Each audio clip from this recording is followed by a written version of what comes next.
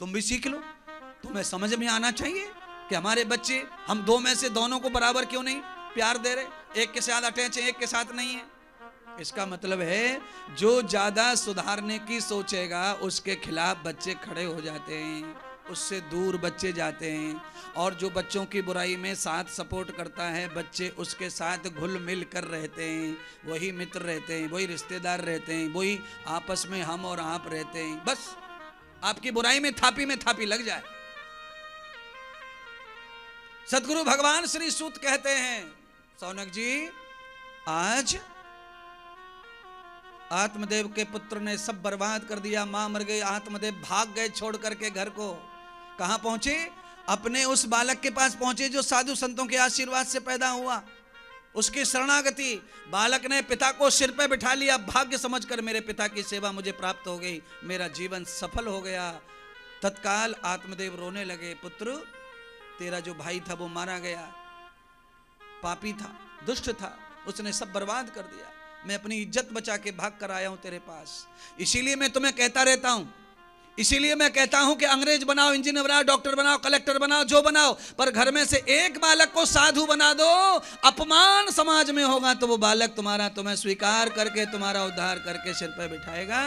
तुम्हारे बच्चे घर में हैं, सज्जन हैं तो रहने दो, खुश रहो, पर कोई गड़बड़ करे ऐसा हो तो साधु की तरफ ही जाने में सबसे ज्यादा फायदा मिलेगा तुमको। बच्चे गड़बड़ करें, रुलाएं, तकलीफ दें तो इधर उधर मुंह मत मारो, इधर उधर मत जा बुआ चाचा मामी के यहाँ। कुछ लोग क्या करते हैं, बहू ने नाराज कर दिया, बेटे ने गाली दे दी, उठाया थैला, दो कपड़े डाले और बहन के यहाँ जाके पड़े, बहन के यहाँ। अरे बहन तो पहले से ही परेशान है, उसके बहू तो और खराब है। वो तो बहन तुम्हारे यहाँ आना चाह रही थी, तुमने पहले ही डेरा डाल दिया वहां जाकर के। इसीलिए बहन भुआ भतीजे भैया के घर ना जाकर सीधे संतों की शरण में जाया करो। वहां भोजन तो है ही, साथ में भजन हो जाता है थोड़ा सा, और वो सच में तुम्हें सहायता करते हैं, मदद करते हैं बिना स्वार्थ के। उन्हें कुछ नहीं चाहिए होता है तुमसे। रिश्तेदार के घर पे तो बालक और बहू है महाराज, वहां ज्यादा दिन नहीं चलेगी दुकान तुम्हारी। इसीलिए मैं आपको समझाना चाहता हूं।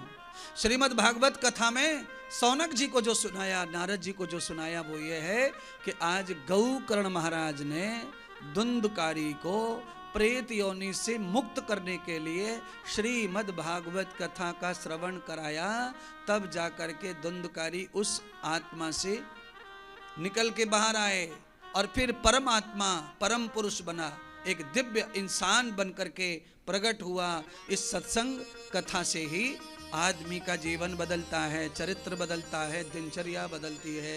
लाखों लोग कथा से दारू छोड़ दिए, तंबाकू छोड़ दिए, अंडा छोड़ दिए, मांस छोड़ दीजिए और भजन पे लग गए। इस कथा के ऊपर मुझे इसलिए भरोसा है क्योंकि मैं अकेला लाखों लोगों में ये करने में सफल हुआ कथा की वजह से। तो कितना इसमें ताकत है, कितना बल है। अरे महाराज, जिन पिता ने, जिन माता ने 10 एकड़ जमीन, बंगला, कार, ट्रैक्टर, ट्रॉली सब बच्चे को दे दी, तो भी बच्चा नहीं सुन रहा बाप की, तंबाकू नहीं छोड़ रहा, अंडा नहीं छोड़ रहा, दारू नहीं छोड़ रहा, और मैंने एक नया पैसा नहीं दिया। केवल इस व्याख्यान से उसने दारू छोड़ दी, अंडा छोड़ दिया, माला धारण कर ली, सुधर गया, एक घर बच गया। लाखों घरों को बचाने वाली पावन कथा आप सबके परिवार जीवन को बचाए।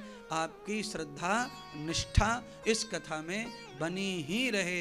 ये महात्म भागवत जी का सुन करके नारद जी कथा में रुचि करने लगे। अग्रे अग्रे त्वया भागवतम ब्रूयान, अब तो आप और सुनाओ कथा, और सुनाओ। ऐसे ही सौनक जी भी, हमें तो अब परम शांति प्राप्त हो गई महाराज, सारे भ्रम टूट गए, अब आप और कथा सुनाइए, इसके अंदर क्या है वो सब सुनाओ। तो अंदर की बात अब हम कल सुनेंगे 1 बजे से। बोलो सच्चिदानंद भगवान की जय, भागवत महापुराण की जय हो। आइए आरती के लिए आ जाएं यजमान, सह यजमान।